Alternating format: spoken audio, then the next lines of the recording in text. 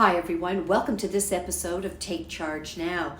Financial freedom is the dream of many, but the reality of a few. FIRE, it's the acronym for Financial Independence, Retire Early.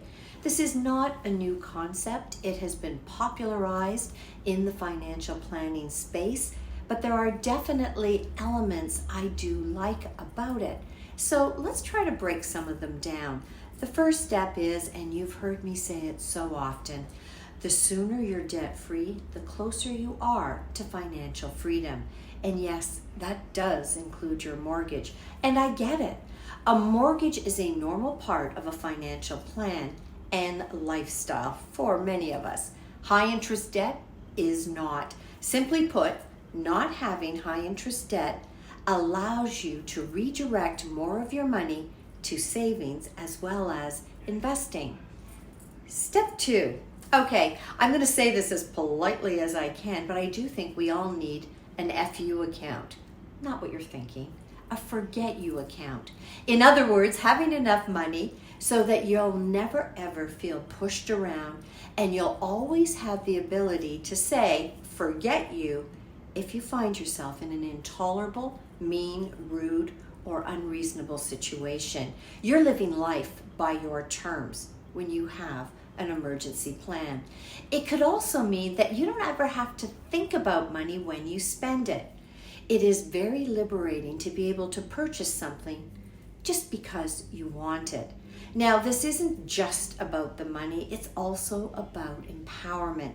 How much do you need? Well, that's going to depend on you, your lifestyle, your family situation, etc. And by the way, that does not mean you have to sit idly in cash with it. You could also use your investment portfolio. But the key here is being willing to tap into it should you feel the need. Okay, we're moving on to step 3. How many times do I have to say we all need to know our financial numbers? How much money do you think you might need annually to live in retirement? You need to know where the money's going to be coming from, and then what you do is you simply sit tight and let that magic of time and compounding work for you. I'll give you an example. If you've determined that you could live comfortably on $50,000 a year, take that $50,000 and multiply it by 25. That's roughly the amount you're going to need in your investment portfolio to retire comfortably, assuming a 4% withdrawal every year.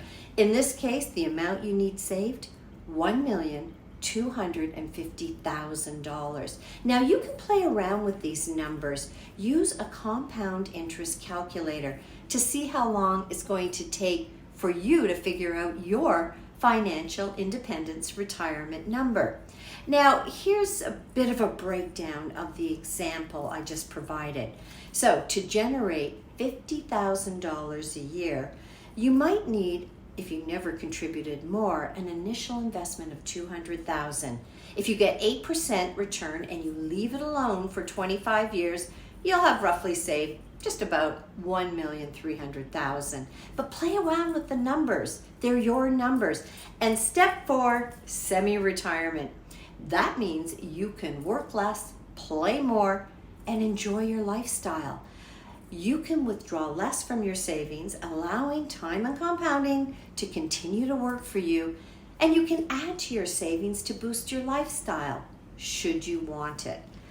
If you sit back and think about it, it is the pure definition of financial independence.